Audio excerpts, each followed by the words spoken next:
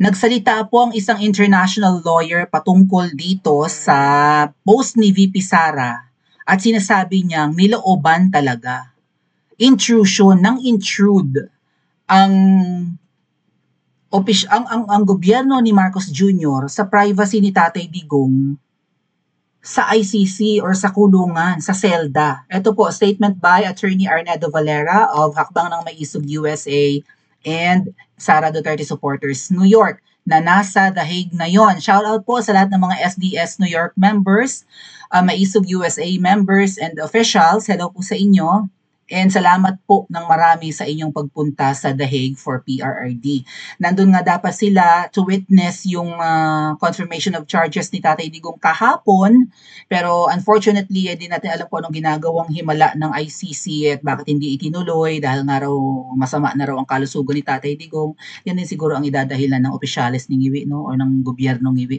Ay di ba nabalita na hindi na okay ang kanyang kalagayan? Nangungumusta lang na po, kinang ina ninyo.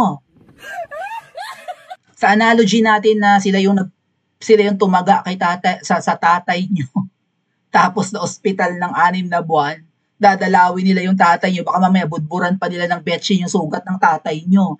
O ito po, statement ni Attorney Valera ng SDS New York and Hakbang ng Maisog USA.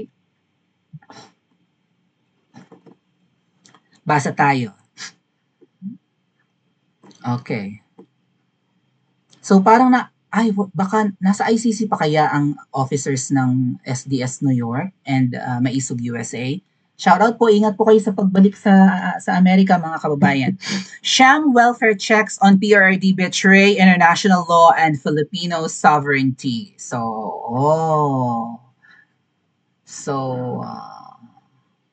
May na-violate po ang gobyerno ni Ngiwi. Baka pwedeng, baka pwedeng, hindi kaya impeachable offense ito? By Arnedo Valera of Esquire. When Vice President Sara Z. Duterte revealed that Philippine Embassy officials in The Hague conducted a so-called welfare, alalahanin niyo si Trililing nasa The Hague. Si Trililing, allegedly, noong may Quadcom hearing sa EJK ni Tatay Digong, and even nung allegedly, nandun yan nung mga naunang hearing, nakadalawang hearing bago yung, nakadalawa ba? Basta may mga hearings na hindi muna inatinan ni PRRD nung pinatawag siya ng mga buhaya, right, sa Congress. Nung umattend si PRRD, nandun din si VP Sara, inabot kami ng hating gabi. Tandaan nyo, hampasin ni Tatay Digong si Trililing ng mikropono o yung mic stand. Si Dilima, ganun-ganon, katabi ni Tatay Digong si Dilima, tandaan nyo yon. O di ba, nandun si Trililing. Ngayon si Trililing, nandyan na naman sa The Hague. Ano ang ginagawa ng taong ito? Kasi yan ang number 1 na gustong magpabagsak kay Tatay Digong noon. Nung si Tatay Digong pa ang nasa pwesto, number 1 critic yan, si Trililing. Tapos may ganito, may visitation ng mga opisyalis ni Ngiwi sa The Hague nang walang nakakaalam. Mabuti naka-receive ng intel si VP Sara. Ano kaya sasabihin ni Auntie Claire dito? Magdi-deny kaya siya? Ay, hindi totoo yan, fake news. Baka ganun, no? Subukan mo mag-deny, Auntie Claire. Baka mamaya may mga photos. Baka may mga picture, dumating doon yung sasakyan, right? Nakunan sa CCTV. Oh, good luck. Galing-galingan mo, Auntie Claire. Baka mamaya hindi sila magsalita. No, what do you think?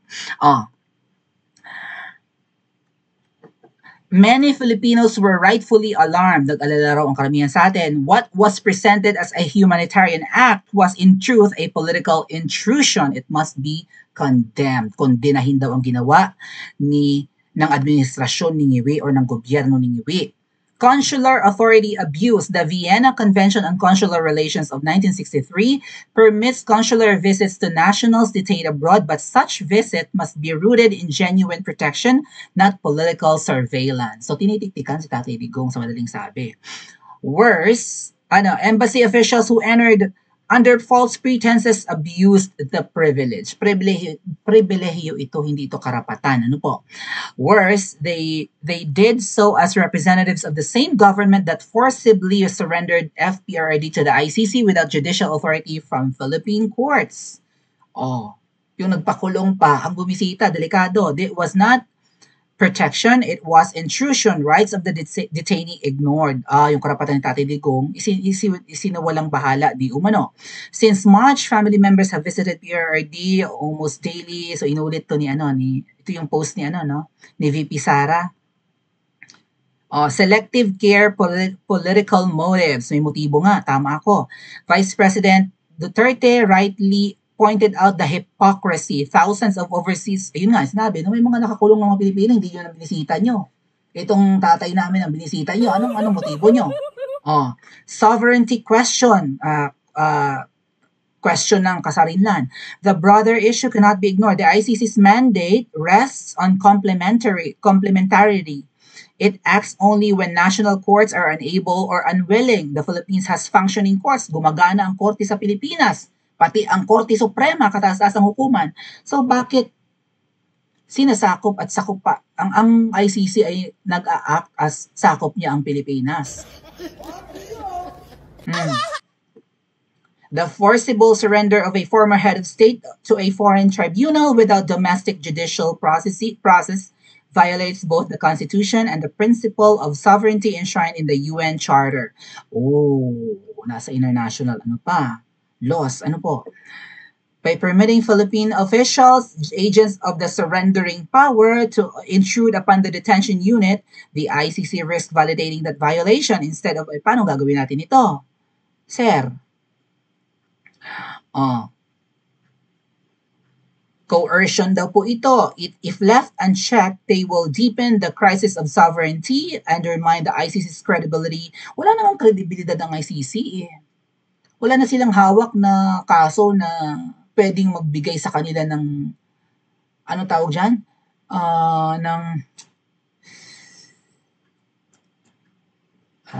Legitimacy of some kind, hindi ba? Kundi itong ang trophy nila ngayon, si PRRD. The Filipino people and the world deserve better. Ano magagawa natin? We've been saying this a year after, wala pang isang taon, alam natin, we deserve a better leader, not Niwi. Nung nagmahal ang presyo ng sibuyas, alam na agad natin, 2022 pa lang yun mga kababayan, December pa lang yun, alam na agad natin, inutil na Pangulo. Akala natin masipag, kasi biro presidente, tapos siya pa ang tumayong Secretary of Department of Agriculture. Malaman-laman natin, panahon pa lang ni Tatay Digong, gustong-gusto na pala ni Niwi, or at least nung asawa ni Ngewe na mahawakan ng Department of Agriculture ay baka nga may mga kapartner na mga negosyanteng in check. Pagdating sa importation, exportation, lalo importation, tapos baka may mga isa-smuggle na kung anik-anik. Right? Di ba merong, sino ba to? Yung smuggler daw, sabi ni Miss Marlica yung kaibigan ni Ma'am Shi na Chinese-Canadian, sino siya? You guys are the best, sabi ng gano'n. Sama-sama na yung babae muli. Gawa na si Ma'am Shi, di ba? Sino nga yon? Yung pasikreto nilang binigyan ng posisyon. Di ba in-check yun? Na smuggler, sabi ni Miss Marlica. So, panahon pa lang ni Tatay Digong, gustong-gusto na ng mag-asawang adik na hawakan ng Department of Agriculture. Hindi si Senator Bongo daw, mga kababayan. Michael Ma, plus 5 points na naka-comment ng tamang sagot. Di ba? Si Senator Bongo daw ang bridge. At si Ma'am Shi daw ang nakikisuyo kay Senator Bongo na bigyan ng posisyon si Ngiwi. Total, walang trabaho si Ngiwi dahil nga nagpapa-recount pa si Ngiwi, allegedly dinaya ni DFF Lenny Dugaw noong 2016, kaya habang nagre-recount at walang trabaho, gustong ma-appoint. Inilapit ni Senator Bongo. Anong sagot ni Tatay Digong? Ayokong magkaroon ng cabinet member na nyodik. Kaya hindi pa man nakaupo si Ngiwi, panahon na naghihirap yung mag-asawa dahil sa recount, may pandemic pa, muntik-muntikan pang maghiwalay, nagkandaletse-letse ang buhay ng mag-asawang adik. Kaya yung grudge ng babaeng ahas, yung galit niya kay Tatay Digong, masidhi at gustong-gusto niyang maghiganti.